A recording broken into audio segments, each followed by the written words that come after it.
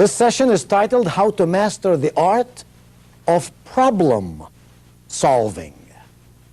Being successful does not mean you don't have problems. It means that you know how to solve problems. And today, right here, we'll learn the 7 steps involved in problem solving and how you can use them in your career as a successful manager. I'd like to ask you a question. Just for fun, let's just cover a couple of questions. Think hard, focus on what I'm saying, and see if you can come up with the answer to this question. This is a problem, and your task is to solve it. Here's the problem. A man builds a house with 4 sides. It is rectangular, and each side has a southern exposure. A big bear wanders by. A question for you. What color is the bear? What color is the bear? What color is the bear? White. White! Yes! The bear is white. What color is your bear? White. White, yes, white. You figured he's smart, he knows what's going on. Why not pick him up? Yes, white is right. Do you know why it's white? I would guess if it has 4 southern exposures, the house is sitting on the North Pole. Excellent. You're geniuses. That's exactly right. If a house has 4 southern exposures, it must be on the top of the world, and the only bear that lives on the top of the world is a polar bear or white. You did so well, I'd like to give you another little test.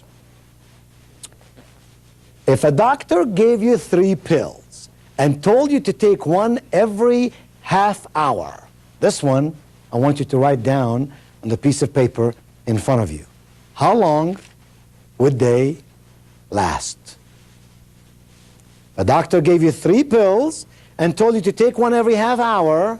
How long would they last? Okay? I'm cheating. Okay, very good. What is your answer? Half an hour. 1/2 hour? Why? Because the doctor said they last a half, or take one every half an hour. So how would they last half an hour then? Because the doctor said to take one every half an hour, so that must be the duration of when they last. Oh, isn't that interesting?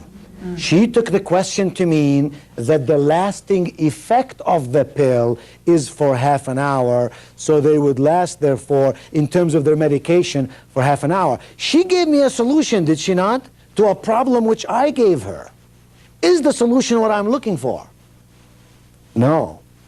That's why problem solving is very interesting. All right, what would you say? I know it's white, I know. Yes, it's white. What would you say? 1 hour. 1 hour. How many of you put down an hour and a half? Raise your hand.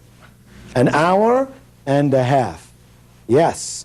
Now, the reason you thought it's an hour and a half is because the way you solved the problem did not really focus on everything I said.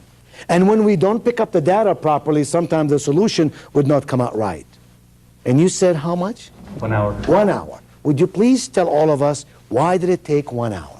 Well, you're assuming you're going to take the first pill when the doctor gets through talking to you. So let's say that's at 9 o'clock. Okay. Then a half an hour later, you take the second pill. And that would be 9:30. Okay. And then in the next 30 minutes, you take the third pill. And that would be 10 o'clock. 10 o'clock. So one at 9 o'clock, one at 9:30, and one at 10 o'clock. How long would they last, those 3 pills? An hour. 1 hour. Very good. 1 hour. That's the correct answer to that question. You see, sometimes our mind uses experiences and knowledge that we've had in the past to solve the problems that we have in front of us today. And sometimes that just doesn't work.